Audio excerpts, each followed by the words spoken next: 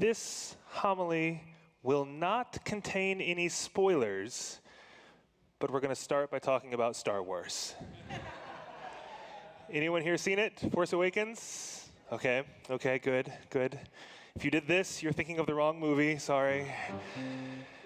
Star Wars. It is a part of a genre known as sci-fi, science fiction. Space western would have also been appropriate. Science fiction.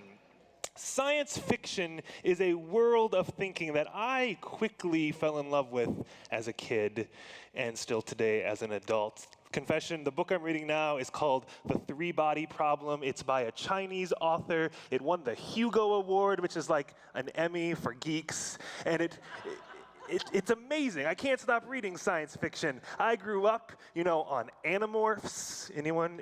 A few of you? Okay.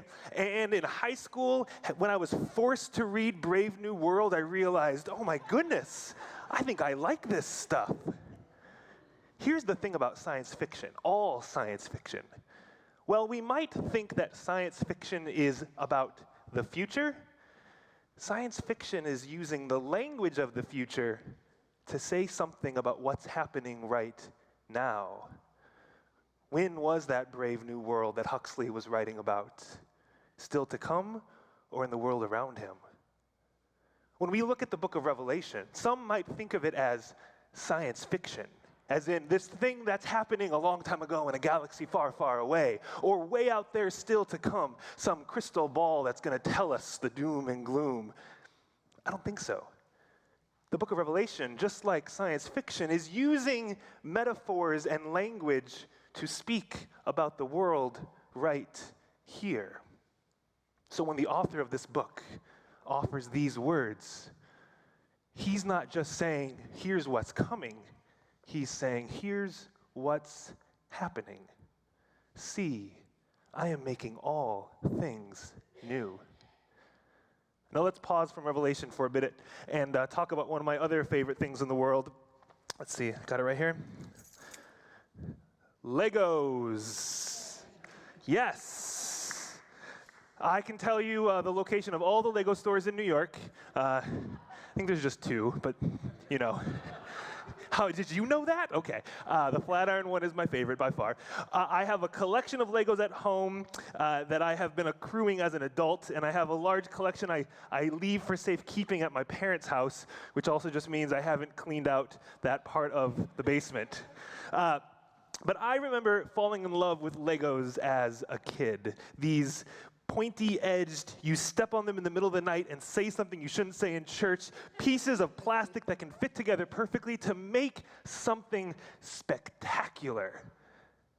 8-year-old version of me built my first epic Lego creation. I worked all day on it. I think I had just learned something about the pyramids in school, so I built this giant pyramid structure, and then I thought, I wonder if I can make this pyramid go the other way too. So on the bottom, I made the pyramid go inverse, and it was this giant three-dimensional pyramid-like object that I just thought was the coolest thing in the world. I made a little stand for it out of Legos, of course, so it could prop itself up, and I could pick it up and look at it and set it in the stand. I was as proud as an 8-year-old could ever be. Until something happened. And I think it was probably my fault, although I'd like to blame one of my older sisters. And somehow I tripped or something bumped into it, and this epic Lego creation that an 8-year-old version of me was so proud of came crumbling to pieces. And I sat there looking at it thinking, I spent all day to make this. I went to bed.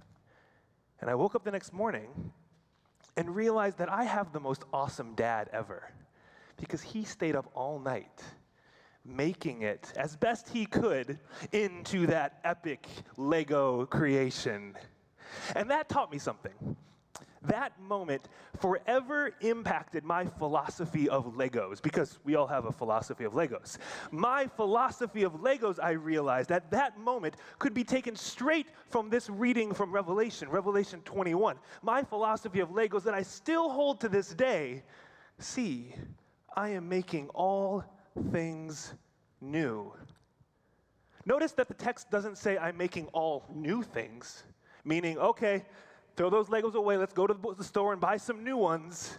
No, no, no, no, no. Use the Legos you've got, but make something new out of it. When I look at this science fiction text of Revelation, and I wonder, what is it saying to our world today? Perhaps it's simply that philosophy of Legos. You don't need to go buy a new set. Use the Legos you've already got.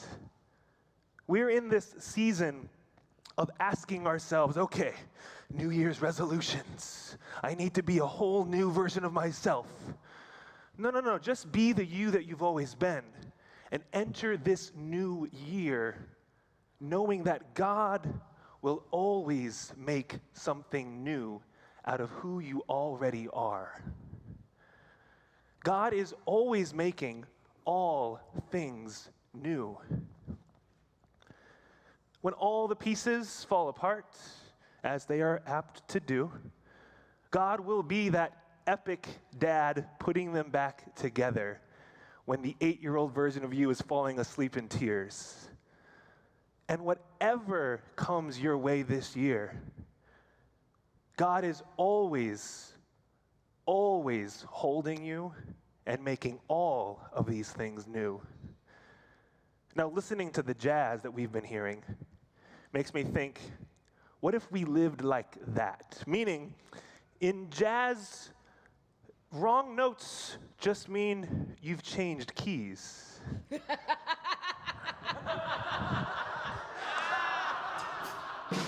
I'm going to use that. All right, all right. So I want us to go forth into this year knowing that the Legos in us will always be made new. The wrong notes will just become a new key. And yes, since I promise no spoilers, still no spoilers, may we go into 2016, and may the force be with you. Amen.